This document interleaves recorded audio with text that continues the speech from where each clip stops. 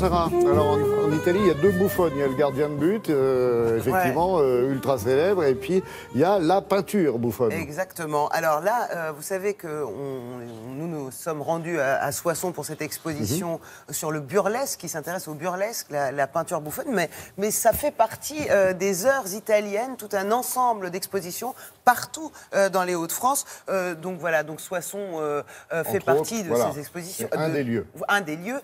Alors, donc musée Saint-Léger, pourquoi cette exposition? Figurez-vous que dans les fonds anciens, ils ont retrouvé une œuvre qui est attribuée à Frangipane, à cet auteur, je sais en ce moment, je savais que vous alliez le relier à l'actualité. Voilà, des galettes, etc. Thomas Leldir. Voilà, donc il a peint des galettes, figurez-vous, mais fin 16e. Ouais. Donc non, ils ont retrouvé cette œuvre qui est attribuée à Niccolò Frangipane, fin 16e siècle. Oui. Arrêtez, s'il vous plaît.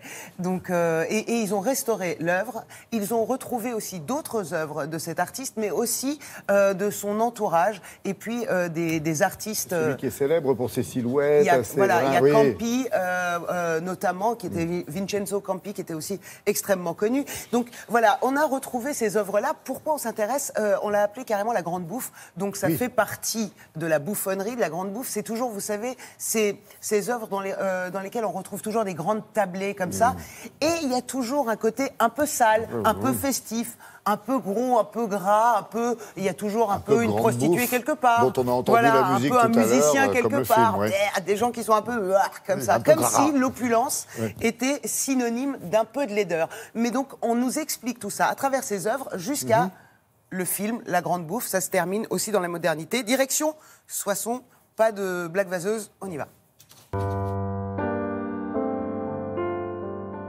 L'exposition présente un ensemble d'une dizaine de toiles venant des collections publiques françaises et enrichies d'une série de photographies qui évoquent la présence de la nourriture dans le cinéma italien de l'après-guerre.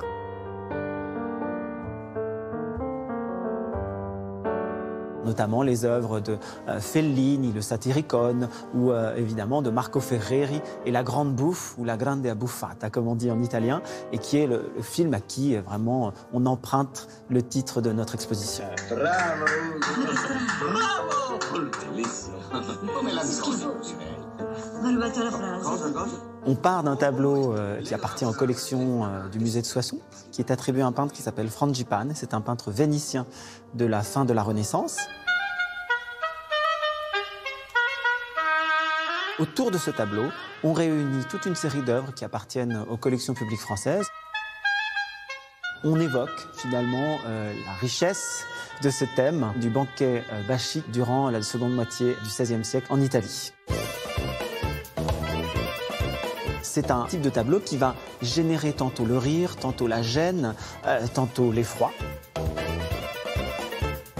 Il y a des figures qui reviennent systématiquement. Il y a bien sûr la figure de l'ivrogne, ceux qui s'empiffrent aussi, et l'on voit ce spectacle-là face à nous, qu'il ne faut absolument pas suivre, imiter, sous peine effectivement de finir un petit peu comme ces personnages, avec ces trognes et ces faces horribles.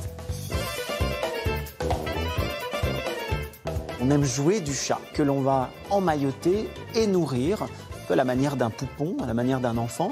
Donc on se joue véritablement de l'animal. La nourriture renvoie à d'autres symboles, à des métaphores qui sont parfois assez licencieuses.